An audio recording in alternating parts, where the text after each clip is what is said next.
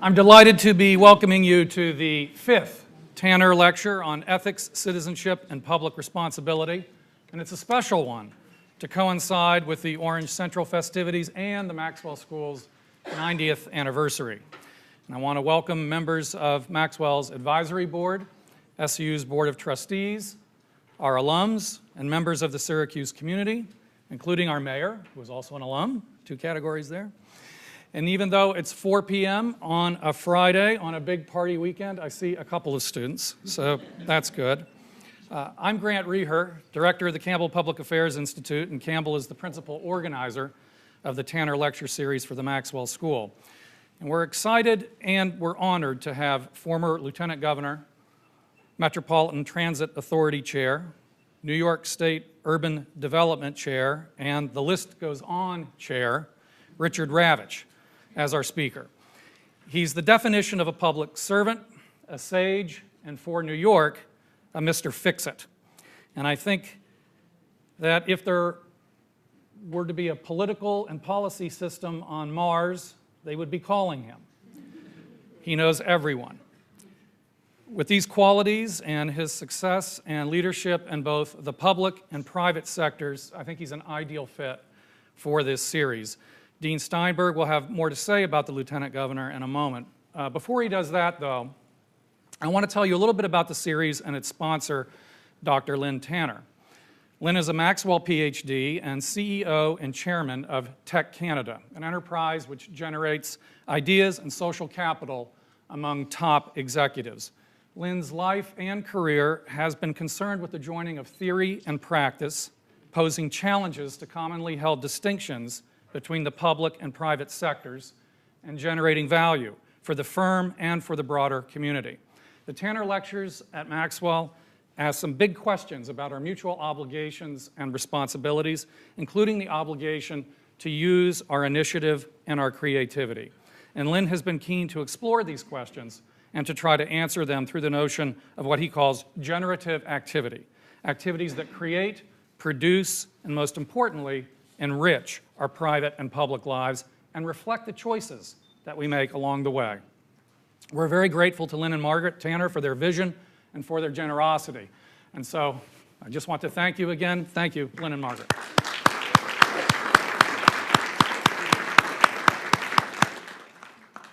I also want to thank Bethany Wallowender and Kelly Coleman and the Campbell Institute for their hard work in putting together this event and for other events related to Orange Central Weekend.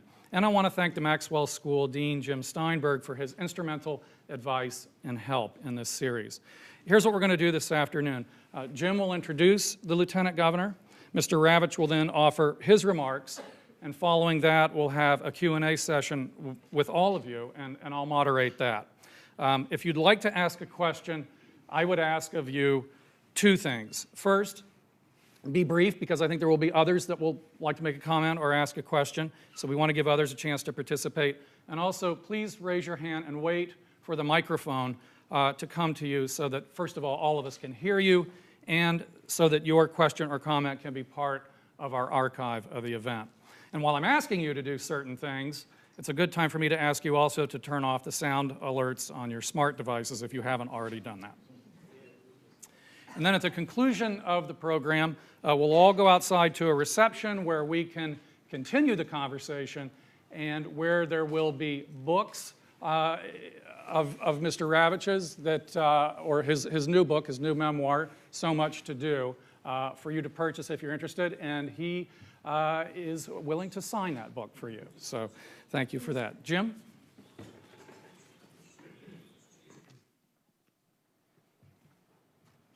Well, let me begin with a big ditto to all that Grant said, both in terms of the welcome to all our friends and distinguished guests, Mayor, our advisory board, the trustees, and so many people who've been so involved and part of the Orange Central weekend, but especially a ditto on the Grant's thanks to Lynn and Margaret. This is an extraordinarily important and valuable series to us, not only because it's allowed us over the past couple of years to bring some of the most interesting and challenging and committed individuals who are grappling with the issues that Lynn has helped us frame to the campus, but also because of his increased involvement with us in thinking about the future of Maxwell and Syracuse University. And as we begin this project that not only marks the 90th anniversary of Maxwell, but begins to embark on thoughts about our 10th decade and what we want to do over the next 10 years to be ready to be able to celebrate a 100th anniversary. Lynn has been instrumental in helping us focus on the big questions that Maxwell has been at the center of for the last 90 years, and particularly how we make a reality in the contemporary environment this strong commitment to the ideals of citizenship that's in our name and on the Athenian oath that's on the other side of this wall. So thank you to both Lynn and Margaret for that, and all the people that Grant thanked, with one addition, which he couldn't do, which is to thank Grant for his leadership in this effort, which has been a great partnership. And the Campbell Institute really does reflect that strong commitment we have to public debate and discourse, civilized, respectful, but vigorous about the issues facing our community, our nation, our state, and the world. And the Tanner Lectures are such an important part of that. And as Grant said, it's anybody who knows anything about Dick Ravich's career knows why he is such an obvious choice to be part of this very distinguished series.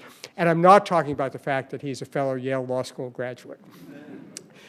This is a career of public service without equal, in my judgment. It's an extraordinary career, from his early work in New York City back in the 1950s to his chairmanship of the New York State Urban Development Corporation and chairmanship of the MTA in the 1970s, to his role in the Millennium Housing Commission in 1999, to his recent service as Lieutenant Governor of our state. Along the way, he has had a tremendous set of interactions with Maxwell and some very distinguished members of the Maxwell community, from his work with my predecessor a few back, Scotty Campbell, back in the 1950s and 1960s on the Commission for Governmental Operations for New York City, to his close ties and position of great trust with Professor Senator Moynihan, who we very much see as part of our legacy here, to his collaboration with our friend and member of the Maxwell Advisory Board, Paul Volcker, where he served as the co-chair of the New York State Budget Crisis Task Force, which led to the very influential and important Ravitch-Volcker report, which I think has really helped us think and helped all of our communities think about the challenges that our public sector faces going forward. He's also played a very important role here in the city, as I think the mayor would acknowledge. She's called on Governor Ravitch to chair a fiscal advisory board to help the city deal with the very special challenges that our cities face, and especially cities in this region, which face uniquely difficult fiscal challenges, and one that we're privileged here at Maxwell also to help, both by providing our good graduates to the city, but also many of our faculty who are involved as well. In addition to this extraordinary career of public service, he's also, as you heard from Grant, become an author, which really distinguishes himself in the world of academia here, because if you don't have a book, it doesn't really count. So you'll have a chance to see his book, and hopefully we'll even persuade you to take a look at it. And I think there's no greater testament to both his career and to the message of the book than the observation that Paul Volcker made in connection with the book, which Paul Volcker called it a call to action to a nation consumed by discord. And if that doesn't help frame the issues and the challenges that we face, nothing better can do. So let me get out of the way and ask you to join me in welcoming Lieutenant Governor Richard Ravitch.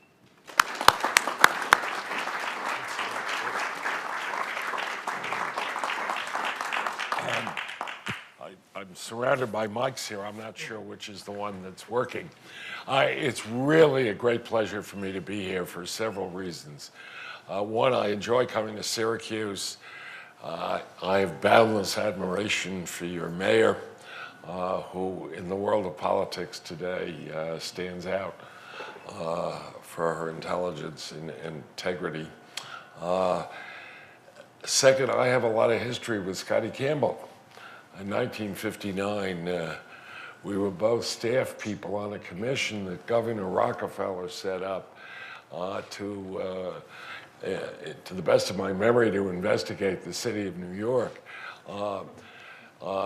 There's a long tradition of governors being somewhat petulant about mayors who asserted needs, but I wanted to know, it certainly started with Nelson Rockefeller in 1959. And Pat Moynihan's family thinks I had a lot to do with persuading Pat to run for the Senate in 1976, which was a wonderful friendship that I maintained until he passed away. So I think what this institution does is great, and it was not a difficult decision to say yes when I got your gracious invitation to come up here. When I was lieutenant governor, I got fascinated with the budget gimmickry that the state was engaged in. I was embarrassed that I hadn't really understood it before, and it wasn't new. It had been going on for some time. And essentially, New York State, like every other state in the country, I learned, has a constitutional requirement to balance its budget. The only problem is that there is no definition of the word revenue. And states were balancing their budgets by using the proceeds of asset sales and the proceeds of borrowing. And by definition, that is not a sustainable course of action. And I spoke out on that subject with little or no impact, except intellectually there was a fairly interesting response from the Federal Reserve System and some of the people in Treasury and some scholars in various institutions that were students of state and local government. And that led to the creation of the task force that the dean referred to, that Paul Volcker and I created, in which we examined whether this problem was pervasive, whether it was unique to the big industrial states, were there in fact reason to be concerned about the sustainability of the fiscal situation that the states of these United States was engaged in. And the conclusion we came to, at the risk of oversimplifying it, was very simply that the growth in retirement obligations and the growth in healthcare expenses were so outdistancing the growth in state and local revenues that most jurisdictions in this country were cutting education expenditures and infrastructure expenditures to meet obligations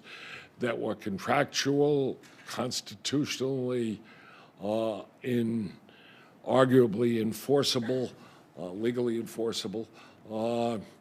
And initially, the concerns about that were linked to the financial catastrophe of 2008. And there was a very broad-based assumption that when we emerged from the, quote, recession of 2008, this problem would disappear. And that if states got temporary assistance from the federal government through the stimulus bill of 2009, that would solve the problem and states would thereafter be on their own bottom again. Well, it hasn't worked that way. And the problem, in my view, and I think increasingly research will show that this is true for the overwhelming majority of jurisdictions in this country, that the problem is worsening. There are 300,000 fewer teachers in the United States today than there were 10 years ago. Rutgers University published a study which showed that there was $650 million less spent on pre-K education last year than the year before. Infrastructure spending is way, way down, a fraction of where it should be, a fraction of where it was, to the point actually where the amount of amortization on the existing outstanding municipal bonds, which is the primary way that infrastructure is funded, the amortization is exceeding the new issues. Without revenue, it's hard to borrow money. I'll just tell you a few illustrations of this, just because they're entertaining and catch appropriate levels of attention. I told this to some of the students earlier. I visited with the mayor of Chicago a year ago, who told me that his predecessor, Richard Daley, hocked 75 years of parking revenue, used the proceeds to balance his last budget, and left the city of Chicago with no parking revenue whatsoever. The state of Arizona sold its state capital, used the proceeds to balance its budget. Suffolk County in New York State, not exactly an impoverished part of New York, just sold its office building to balance its budget. I could go on and on. I've had the extraordinary experience of being involved the last 6 months with the bankruptcy of Detroit, which I could spend an hour itself talking about. But to sum it up, for 50 years that city has been going downhill, demographically, economically, and nobody gave enough of a tinker's damn to do anything about it. And finally, with $18 billion of debt, a population a fourth of the size of what it had been, half the street lights not working, the buses, over half the buses being dysfunctional. Finally, they filed under the federal bankruptcy statute, and they're probably going to come out of bankruptcy as a legal matter, and hopefully there is a shot that maybe the city can recover itself. There are 4 cities in California in bankruptcy. There are a large number of cities, including some of our own here, and your mayor is an eloquent witness to the seriousness of the problem, who are deferring important investments in infrastructure and education in order to make sure that you don't run out of cash to maintain the most essential of public services. This is a very serious problem, but I want to focus on today with you what strikes me as the most serious part of that, and that is the disconnect between federal budget making and federal tax policy and what happens at a state and local level. And let me go back with you for a minute to what we all learned in high school and certainly in college, which is that when the Constitution of our country was written, the argument, the most significant argument, was about how little power ought to be given to the federal government. The states who constituted our constitutional convention were much more interested in preserving power for the states. And indeed, under our Constitution, states have responsibility for public safety, education, healthcare, infrastructure, and nobody questioned that for the first century and a half of our existence. Then there began to appear in our politics, in our social discourse, a concern about things like healthcare and civil rights. And all of a sudden, the government in Washington started legislating about these things, passing laws that limited state and local governments' ability to discriminate on the grounds of race or physical disability, et cetera, et cetera. And then the federal government got interested in helping to finance health care. And then as the growth of public employee unions mushroomed during the 60s and 70s, there was an enormous growth in the public pension, the amount of public pension funds, which now exceed over $3 trillion in the United States, that are not subject to the ERISA statute by statutory terms. The issue when I was a youngster and worked on the Hill in Washington, the great opponent of social reform of all of these causes were the states' rights activists. And people argued from the left that states' rights were important to preserve liberty, that it was the ultimate proper prerogative in a democracy like ours to have the the states have the ultimate power to decide these things, that it should not be conferred on Washington. Despite that, Washington continued to increase its involvement in activities that were primarily the functions of state and local government. I might say, certainly with the support of people like myself who thought that providing health care for the elderly and for poor people was a socially useful thing to do in this society. But as time progressed, there was no connection between what they were doing and what was happening at a state and local level. There is now $650 billion in the discretionary part of the federal budget that are pass-throughs to state and local governments. Now, about half of that is Medicaid. And as I'm sure you know, that money is not distributed in a way that reflects need. It's a formula that actually Pat Moynihan tried to change for 20 years to see if it couldn't be distributed in a way that better reflected the actual level of poverty in the big states of this country, and he failed. He ultimately decided it was all James Madison's fault, not the current Congress.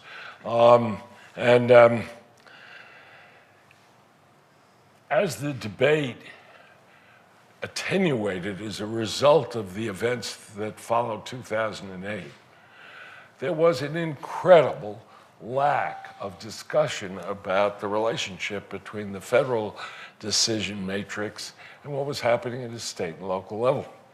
And I want to give you a number of illustrations. When the stimulus bill was being considered by the Congress, I was in Washington and I was having lunch with a whole bunch of Congress people from New York State who I knew, most of whom were friends for some time. And we were sitting around having lunch in the House dining room. And they all said to me, "Don't worry, Dick, we're all going to vote for it, but we're getting tired of voting for more federal aid and financial debt. In other words, we're tired of supporting more deficit spending in Washington to help states that don't have the guts to balance their own budgets." And I looked at them with great alarm and I said, "What are you talking about?" And they said, "Well, we're getting attacked all the time for the growth of federal deficits and for federal spending, and we don't think we should be responsible for the fact that the state of New York doesn't balance its own budget." Well, I thought that was fascinating, and I realized something. I had an epiphany, and that is that each of these congresspersons had 10, 15 school districts in their congressional district, and if the state cut education aid and every school district was forced to reduce the number of teachers by even as few as 5, nobody would blame the members of Congress. They would say that they had voted for the appropriations under the National Education Act, and they would have no responsibility whatsoever. That was a function for state elected officials. And then about the same time, I was the speaker at the annual dinner of the Westchester Mayors Association, the week that the legislature was passing the property tax cap, and that's all the mayors wanted to talk about was the limitations that imposed on them to raise revenue if they had to, not that they wanted to, but if they had to meet essential local expenditures. And the more I learned about all of this, I could sit here for an hour and give you one illustration after another. The more I realized that there was no discourse between these levels of government, and that fiscal stress was rolling downhill. And that as the federal government cut, which they have consistently, that most of these cuts take place in the non-military part of the discretionary budget of the federal government. And that has an impact on states, and in turn it has an impact on cities. And when you look at the amount of municipal debt that's issued, as I said earlier, it's going down. It's going down because states and cities don't have enough revenue against which they can borrow money to invest for infrastructure purposes. And in desperation, politicians are using what borrowing power they have for the purpose of balancing their budgets, of having enough cash to meet current expenditures. I could tell you an extraordinary thing, and that is that when I was lieutenant governor, all the banks came to Albany with different kinds of proposals to say the way to solve the budget deficit was to discount future revenues. And I found that appalling. And yet nobody else did. And the legislature was more than delighted, as was the governor, to say, hey, that's politically a lot better than raising taxes or making further cuts. So we were in deeper and deeper debt, not because we're investing in the future, because of what happened in the past. One of the most interesting aspects of this is the fact that the Bowles-Simpson Commission, you remember, which was appointed by President Obama to examine the federal deficit issue, proposed that the eligibility age of Medicare be raised from 65 to 67, thus saving the federal government billions upon billions of dollars. And the budget that was passed by the House of Representatives 2 years ago actually contained that proposal. I had occasion to have dinner one night in Washington with Congressman Ryan, who was the author of that budget. Very bright, impressive young man, and I asked him whether he had made any effort to measure the impact that his budget had on state and local governments, and he said, no, he did not. He did not think that was part of his responsibility. And I said, well, that's interesting. He said, no, my job, as I saw, was to reduce the growing federal deficit, a laudable ambition. He said, what are the consequences of that trouble you, Mr. Ravitch? And I said, well, Congressman, I said, raising the eligibility age of Medicare sounds great, except there are 19 million employees of states and cities around the country, practically all of whom have a contractual entitlement to have their health care paid until they're eligible for Medicare. Therefore, to the extent of those 19 million people, you haven't saved money, you've transferred a multi-billion-dollar cost from the federal tax base to the state and local tax bases. Now, whether that's a good thing or not, is it perhaps an arguable issue, and it should be debated. But did anybody raise it? He said, frankly, it's the first I ever heard of it. Nobody raised it with me. I even asked the ranking Democrat in the House Budget Committee, very nice, bright guy, same question. He said, never thought of it, never was up for discussion. I asked Erskine Bowles at a dinner party where I met him, same thing. No, we made no effort to research this.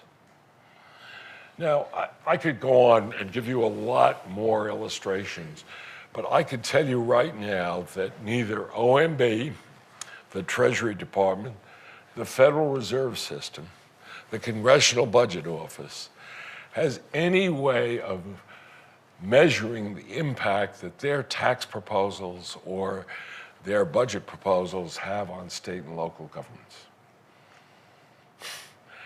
And if you think about it in the context of the modern world that we live in, I find that rather astounding, where you have a mix of sources of financing for essential public programs, whatever they may be, social services, education, health care, et cetera. The other aspect of it that I wanted to refer to was the fact that states, in a desperate effort to generate revenue, facing the challenges that I've described, an inability to make the pension obligations, to pay the pension obligations they've incurred, have been issuing tax credits in an effort to get businesses to move into their jurisdictions. Now, that sounds very good on the surface. Why not go to a state where you pay less taxes? Why start a business in a place where you have to pay higher taxes? But the cost of those tax credits to states now is close to $100 billion a year. And somebody, in my opinion, has to start saying, oh, sure, we're 50 states, but we're also one country. And given the fact that we made all these promises as a society, which we don't have the financial ability to fulfill, should we actually be giving money back in order to allocate jobs? Should our laws produce an allocation of jobs based on the state tax credit programs? Just to give you an illustration, New York State gives away $1.2 billion a year in tax credits to the movie industry. So does every state in the Northeast has a similar tax credit program. People don't make movies in New York City because of the tax credits. They make them because they want New York City as backdrop. They could make the movies probably less expensively in Ohio or Indiana. And those, by the way, those tax credits, the movie companies take those tax credits to a company in New Jersey, and they're syndicated, and they become a security that's tradable in the marketplace. I don't mean to say that that's bad per se, but when you think about it and you look at the scope of the obligations that our society has undertaken and the diminishing ability of our taxing system to pay for it, that has got to be the central domestic issue. And I don't, with all respect, think that that issue can be addressed without kind of going back to square one, to going back and rereading the Federalist Papers and thinking about what is it that we want local tax bases to pay for, state tax bases to pay for, and the federal tax base to pay for.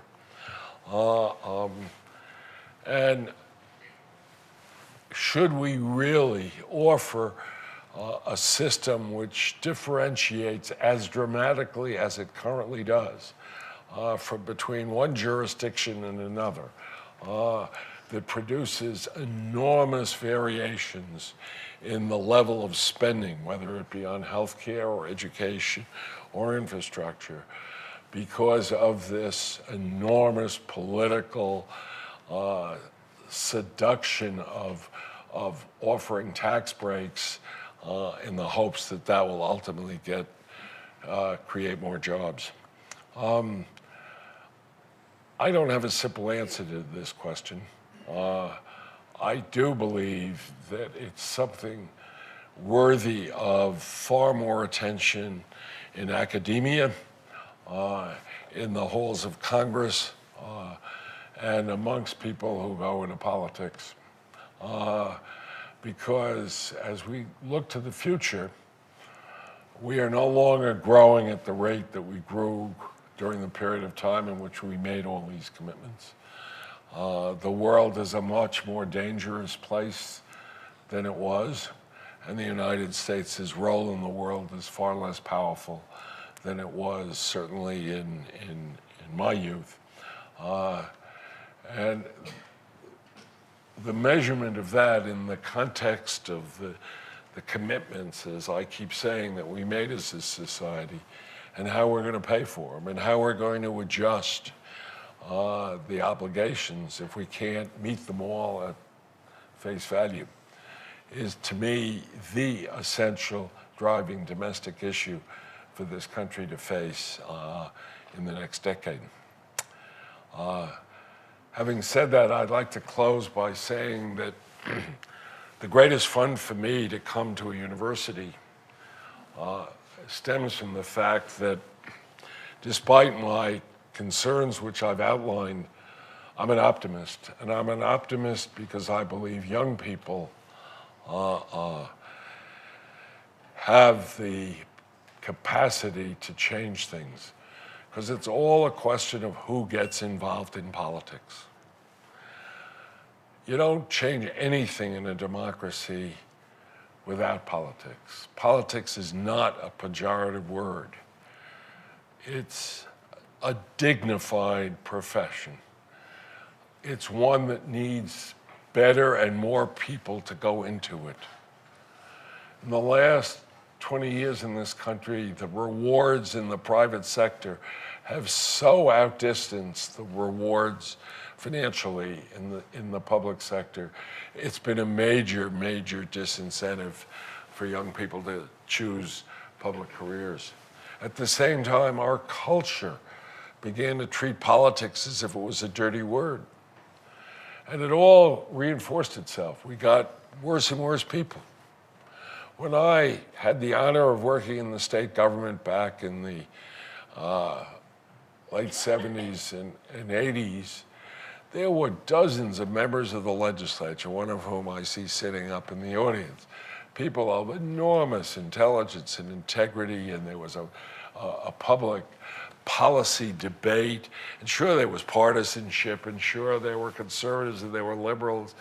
But as I said to somebody earlier today, I sat with Warren Anderson at the funeral of Stanley Fink, and the tears were rolling down Warren Anderson's face. And I can't imagine that happening, God forbid, today. But it'll change, and it's got to change, and young people have got to get involved. And it's not difficult to get involved. There are no barriers to getting involved.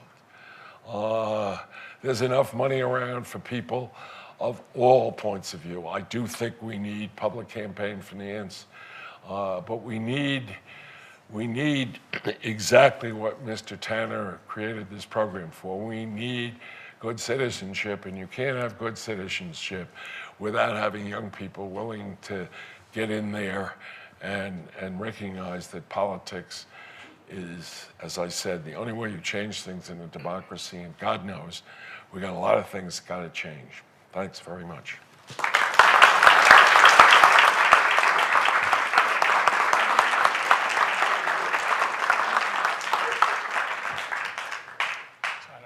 Take questions standing. Whatever you want, sitting. sure. It's up to no, you. I'm glad to It's stand. up to you. Okay. I have been reminded to remind you that our reception that will be taking place later, and I'm saying this now in case I forget later, is going to be upstairs in the Strasser Commons. So that's where we will go at the conclusion of this. But we've got lots of time for questions and comments. So who has either that they would like to go? And there's the microphone. Anybody? Jack. There's one here, Jackson. It's coming down. It's coming down behind you, Jack. Welcome to Syracuse, Governor, and thank you for your constant support of our mayor. You have good judgment. I wonder if you would share with us how you became aware of your consideration to be appointed Lieutenant Governor and what your reaction was when you became aware of it.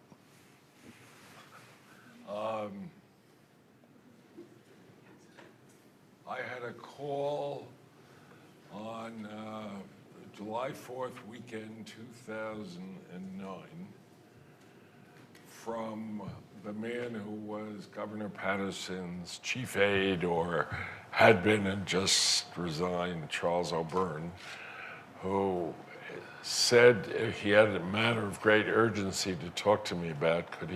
I was out on the eastern end of Long Island, and he asked if he could come see me, and I said, of course. And he arrives and he says, the governor would like to appoint you as lieutenant governor. Would you consider that? And I said, I was sort of surprised, to say the least. And I said, well, I have to think about it. I can't give you a fast answer. I'm flattered. And he said, well, the governor's council happens to be near here and would be glad to come over and spell it out. And I said I'd be glad to talk to him. So I asked him what the conflict of interest rules were, and anyway, to make a long story short, that's how I found out about it. And then after I did some investigation, and I heard from the governor, and I told him that I'd be honored to accept the appointment. And it happened to be my birthday. I was having lunch with one of my closest friends of 50-odd years, Joe Califano, who some of you may remember as being chief of staff for President Johnson and secretary of HEW, and he and his wife were taking my wife and I out to a steakhouse in Brooklyn for dinner on my birthday, and we were there, and I got a call from the governor's council saying that the Republicans were looking for a judge in Nassau County to issue a TRO against my signing the oath of office. Could they send a notary out to Peter Luger's restaurant? And they did. I signed the oath of office, and it was litigated for several months, and finally, in a split decision, about which at that point I had somewhat mixed feelings, the Court of Appeals agreed with Kathleen Sullivan, who was the lawyer that had been retained to argue the case. She was dean of the Stanford Law School. I think perhaps, I don't know whether she still was or whatever. And that's how it happened. And I have no regrets about it. It was not the most productive period in my life. I got a lot more out of it than I think I was able to give back, but because I learned a hell of a lot.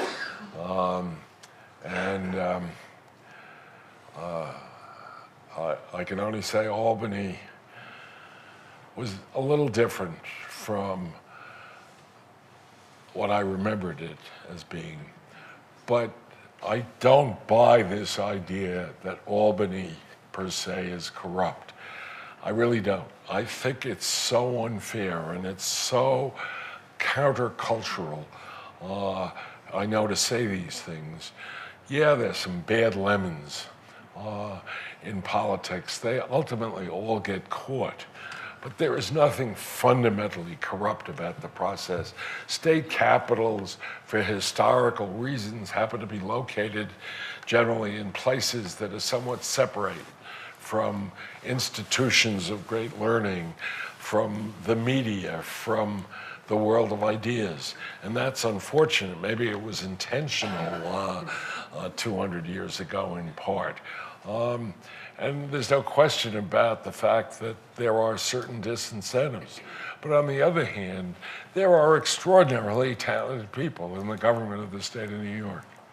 And the essential process does not lack integrity. I think we should have more independence in the legislative districting process. I think we should have public financing of elections. I think these things will happen. Slowly but surely, public opinion is moving in that direction. And I wish, as I said before, more young people would say, I'm going to make the world a better place. God damn it, I'm not going to make so much money, I'm going to go into politics. Like your wife has done so successfully. Yes, ma'am. There's a microphone. Coming.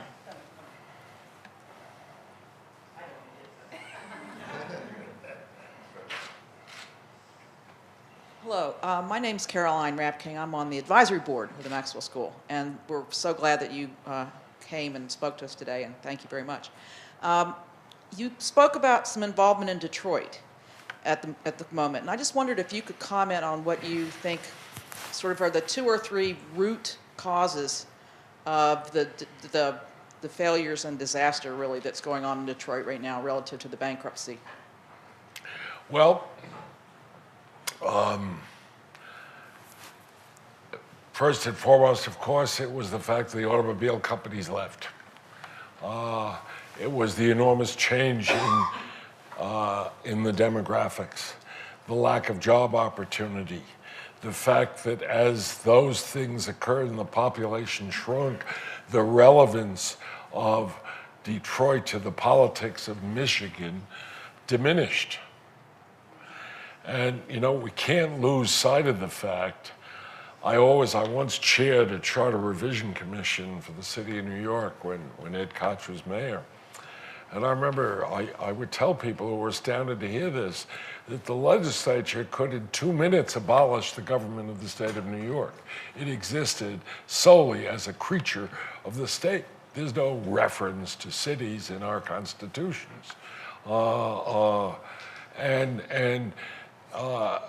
know, there were limits as to what the government could do in Albany because of the fact that New York City was the primary economic engine and generator of tax revenue for the state. And politically, it was impossible, although, as I pointed out, governors and mayors have a history of not necessarily getting along terribly well. So that's what happened in Detroit. Plus, you had a willingness on the part of the financial institutions to lend money when they shouldn't have lent money. And there were some crazy deals made for which they got investment grade ratings. So they ended up with $18 billion of debt. The pension systems were abused. The trustees paid out for many years 13 months of benefits instead of the 12 they were supposed to pay out. And as a result, the corpus of the pension fund diminished to the point of almost being non-existent. As all of this happened, the politics got more corrupt. The last mayor was a basketball player. He had a good set shot. And to the best of my knowledge, he was honest. The one before that is in the Huskow for 28 years. But he did the last big financing. He did I think it was a $3 billion financing in 2005, for which he got the Bond Buyer Deal of the Year award. But it's a financing that the courts subsequently decided was both ultra-virus and fraudulent, and has been the subject of considerable litigation since then. And now the city of Detroit represents less than 10% of the population of the state of Michigan. And as I was telling some of the students before, one of the side issues in Detroit was what was going to happen to the art. And an art museum with an extraordinary collection of art. But unlike most other cities, the art was owned by the city itself instead of by a 501c3. And when you're in bankruptcy, you're supposed to gather all the assets and sell them for the benefit of creditors. But there were enough good people who thought that since the object was also to try to make sure the city of Detroit survived, that one should try to save the art. And a group of very wealthy people, starting with the Ford family, put together $400 million on condition that the state would appropriate a comparable amount, and they would buy the art and preserve it and not sell it. And the governor supported that. Koch brothers spent a lot of money lobbying against it. They thought it ought to be sold, and the proceeds used to pay off the money creditors. And I guess the most fun I had in many trips to Detroit and Lansing was debating the head of the Koch brothers organization on that issue. But again, I have to tell you very simply that what happened in New York State in the 1970s, we had a governor, Hugh Carey, who was smart, terrific, good politician, understood business. We had a state that had an enormously important vested interest in what happened. We had a Republican majority leader who understood how important it was and how a solution had to be found and was willing to work constructively to help find it. And the state did a lot of things. The most significant thing it did, and I'm going a little beyond your question to make a very important point. The most significant thing that the state did was to require the city of New York to budget in accordance with generally accepted accounting principles. In other words, the city of New York had to have their annual revenues balance their annual expenditures. New York City has never had a fiscal crisis since then, and it never will. But there is no other place in the country that has that requirement, and that's why the Trump problems are growing and why people can get away with using borrowed money and the proceeds of asset sales to balance budgets. I just tell you one other thing. In March of this year, the city controller called me on the phone and said that his staff told him that Mayor de Blasio's draft budget did not conform to GAAP. And he did not choose to pick a political fight with the mayor. But would I mind meeting with the staff and giving my opinion as to whether they're technically correct or not? And I was glad to do that. And this was a question of how you accounted for the new labor contracts that Mayor de Blasio had negotiated. And I concluded that his staff was right, and I told him so. And about 3 weeks later, I read in the paper that the mayor added $850 million to his expense budget in order to, so that nobody could question its compliance with the GAAP requirement. So I tell you that, which is far afield, but it's something I had recommended to the state when I was lieutenant governor, which people didn't pay much attention to. I'm sorry. Yes, sir. George Schaefer of the board as well. The bankruptcy court has ruled against, or the federal judge has ruled that the bankruptcy court trumps contract when it comes to labor contracts as well as the benefits contracts.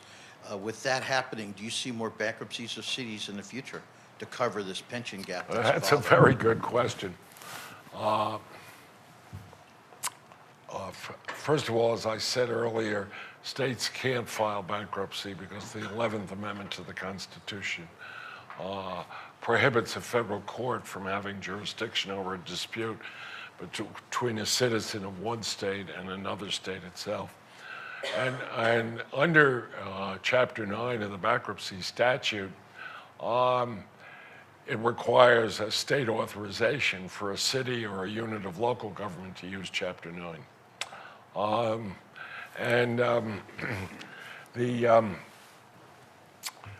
The forum, in my opinion, is working in Detroit, agonizingly difficult.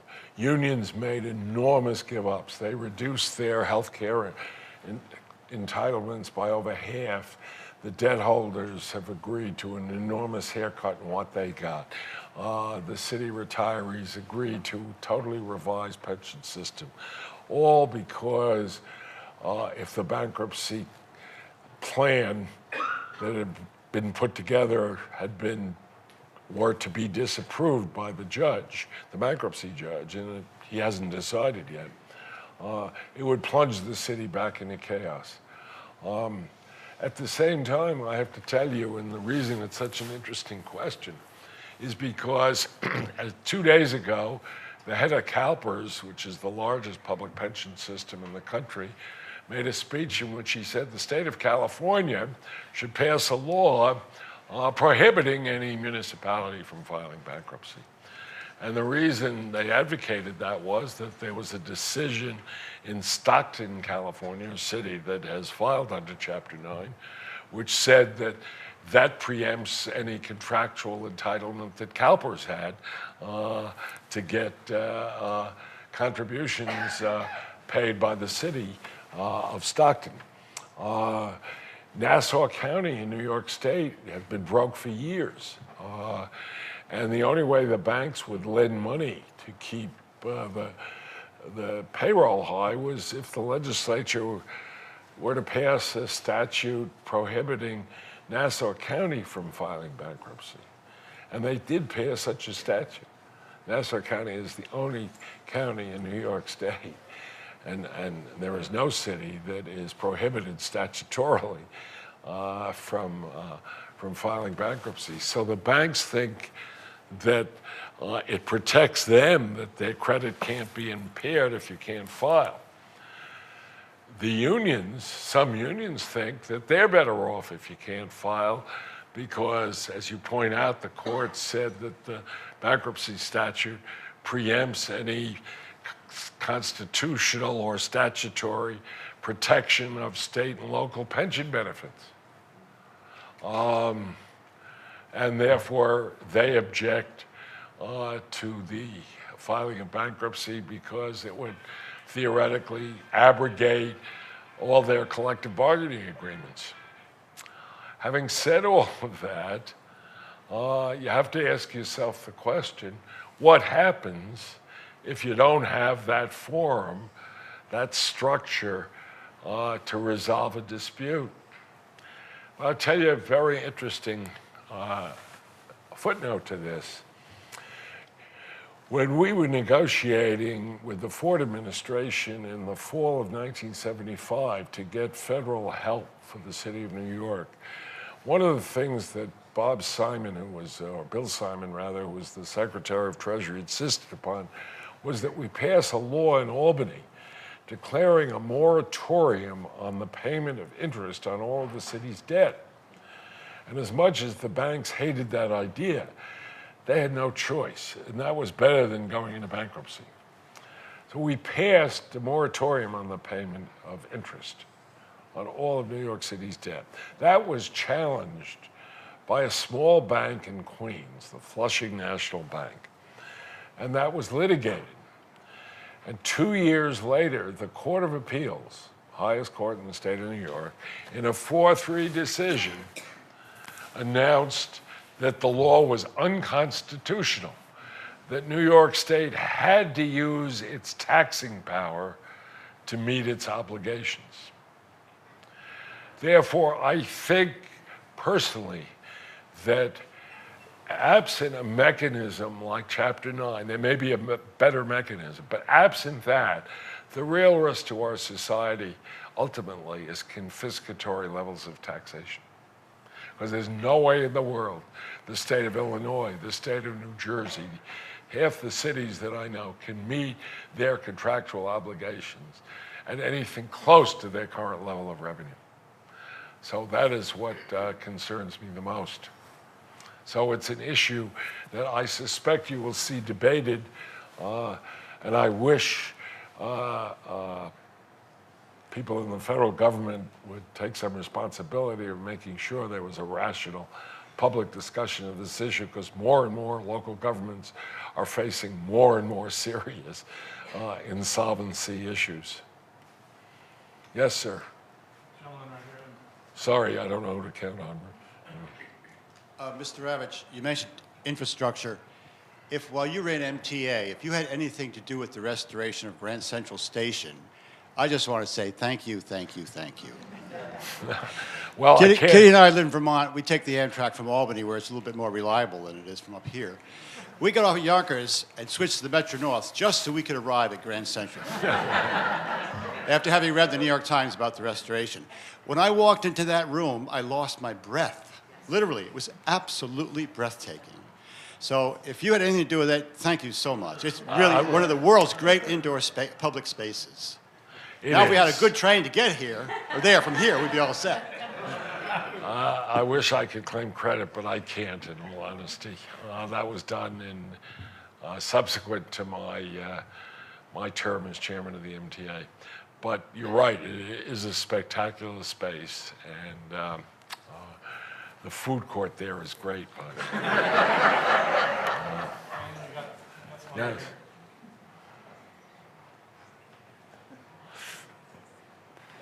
David Cooper. What's your opinion of some corporate abandonment of their domicile in the U.S.? Of what? What's your opinion of corporate abandonment of their U.S. domicile in order to achieve a lower tax rate? What's your opinion? And do you see any solution to that? You know, I have no great expertise on the subject. Obviously, the idea that people are avoiding paying taxes by claiming foreign citizenship or foreign ownership bothers the hell out of me, because I don't think it's fair to those people who are doing the same thing and paying full taxes.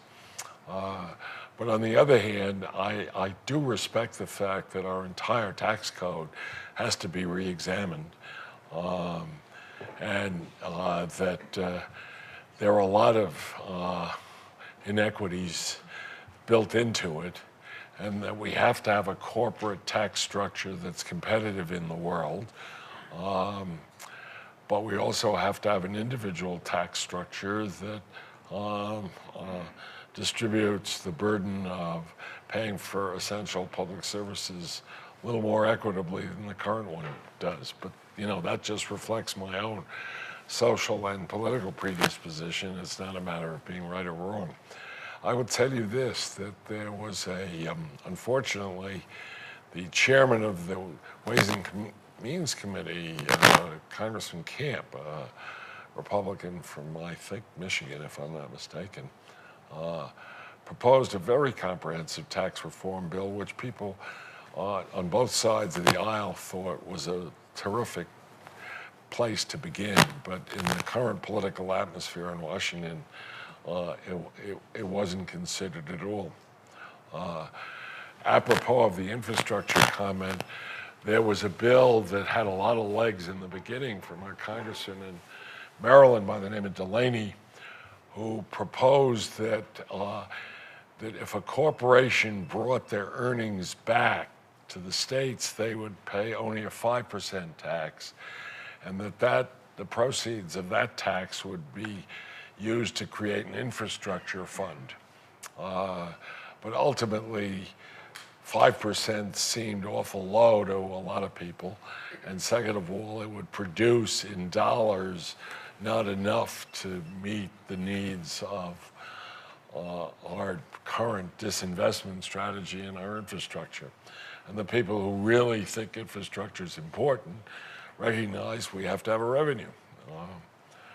And I was telling the students before that the last increase in the gas tax we had for infrastructure was done by the president who got elected on a platform of no new taxes, Ronald Reagan.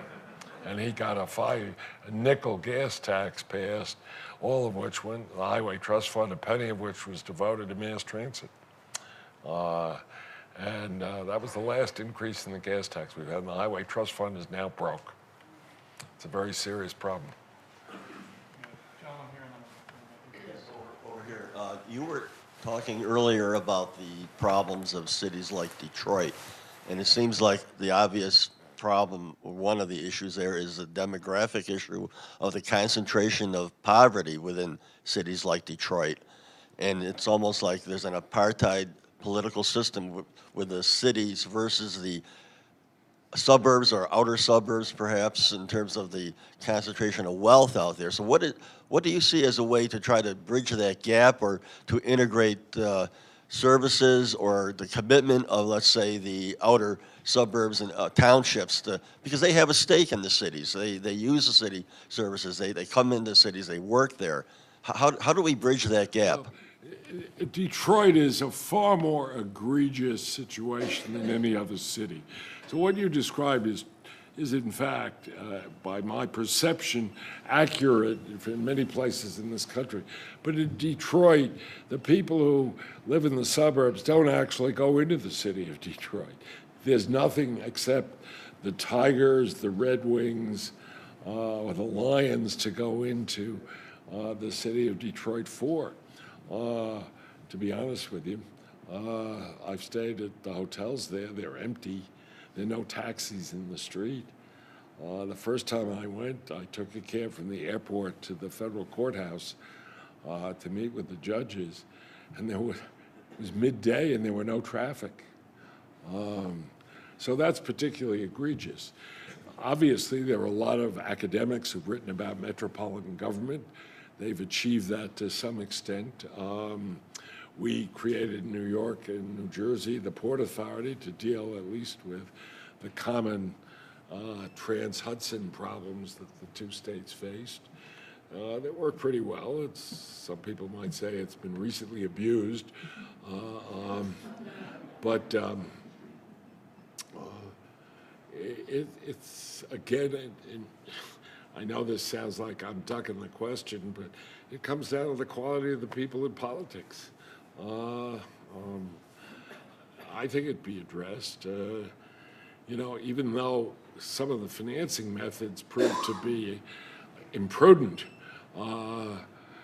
Governor Rockefeller cared a lot. He built the state university. He built 30,000 units of affordable housing.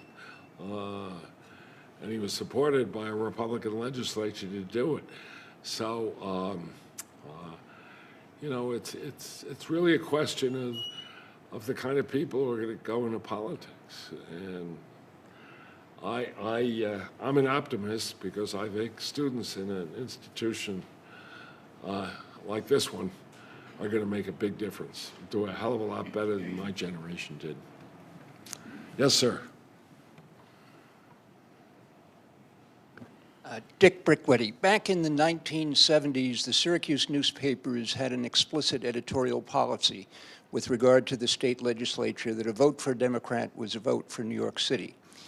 And at that time, I was on the Assembly leadership staff with Al Blumenthal, and I called up somebody on the Ways and Means Committee, and I said, what's the scoop? And they said, New York City pays out far more than it gets back. Upstate pays more than it gets back. It's the suburban counties around New York City and Long Island that make out like bandits in the state budget. Is that still true? I don't know enough to give you a meaningful answer to that question. It is certainly true that in recent years, the leadership of the Senate has come from Nassau County. It is certainly true that the leadership of the Assembly always comes from New York City. And it is also true that a lot of the bargaining about the distribution of public resources comes between those two groups. The fact of the matter is that the economy upstate, and I've learned what I know about it, I've learned largely from your mayor, is not necessarily the fault of anybody. It's the what happened to the Rust Belt in the United States happened to upstate New York, and what's going to change that is the kind of political commitment to revival. If you wait until you have an egregious situation where nobody has any option but to file and to default on debt or default on other kinds of promises, then we're in deep trouble. And it's going to be ultimately more expensive to solve it that way. But I can't give you a sensible, rational answer about the current distribution of state funds. Paul, you had a question?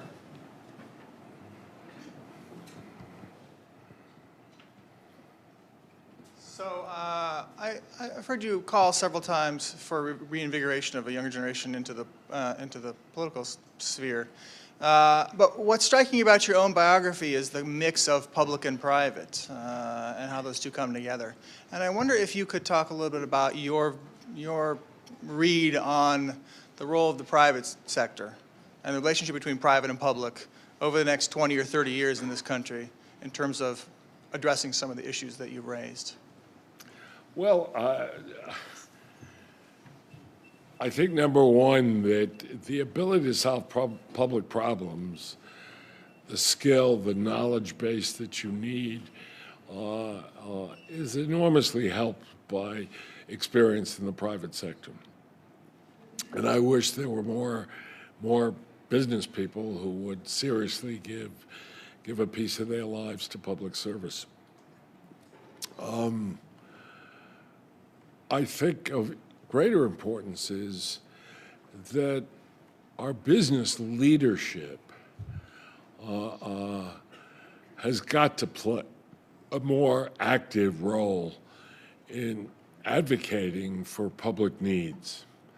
And that sadly has not happened much in this country in recent years. In New York, in the 70s, David Rockefeller, Walter Wriston, Dick Shin, who was head of MetLife, Bill Ellinghaus, who was head of AT&T, they were all active supporters of solving New York City's problems. You don't find that kind of activity. That's a function of the fact that our financial institutions are internationalized and they don't own the real estate they occupy anymore. The real estate's owned by faceless fiduciaries.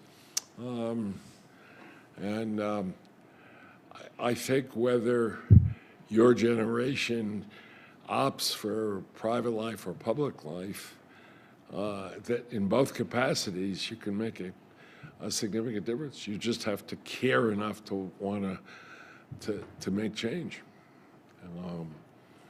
And I don't think the line between the two is what's significant. It's our culture, and ultimately it's the end of the kind of stupid partisanship and intense ideology that seems to be dominating our politics now. But I think that'll come to an end because our country can't survive if that continues.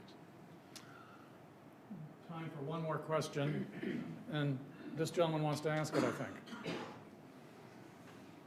I'm a 1964 graduate returning for a reunion.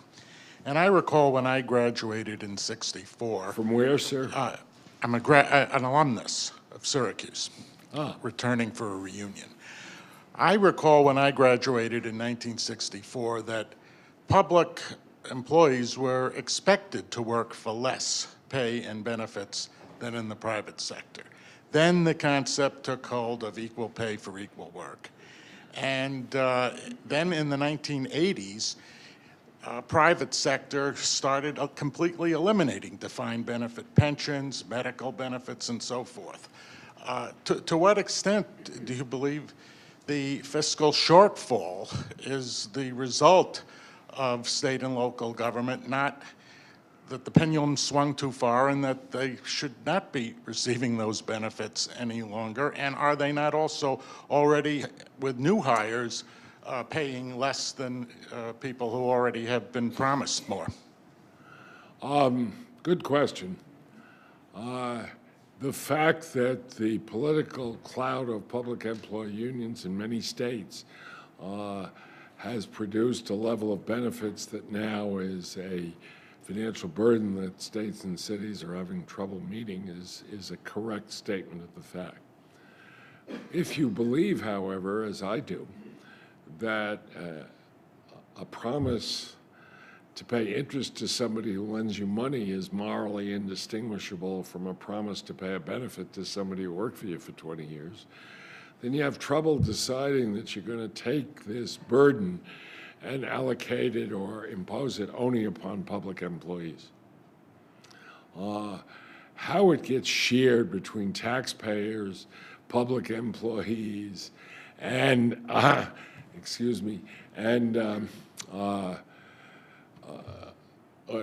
public beneficiaries and bondholders is the question that comes back to what is the forum that you're going to resolve these insolvencies in. As I said, New Jersey and Illinois, Puerto Rico, and I could go on and they have no chance, not a snowball's chance in hell of meeting their obligations. How that's going to be resolved, nobody knows. But let me also say to you, sir, with all respect, that yes, we do have a law now that says new employees will be have defined contribution plans and not defined benefit plans, and a lot of people applaud that because it does reduce the future cost of pension contributions. But let me tell you an interesting fact. The average 401k plan in the United States is $37,000. Now, can anybody live on the income from $37,000 a year? No. The real problem we're facing is not just the public pension funds that are in trouble, it's the private pension funds as well. The PBGC has contingent liabilities on all of the Taft-Hartley funds and whatever the remaining corporate defined benefit plans exist that are billions of dollars, and they're no more capable of financing that than some of these states are in financing their obligations. So the true answer is it's part of what has to be addressed in our society. We have to examine an entirely new retirement system.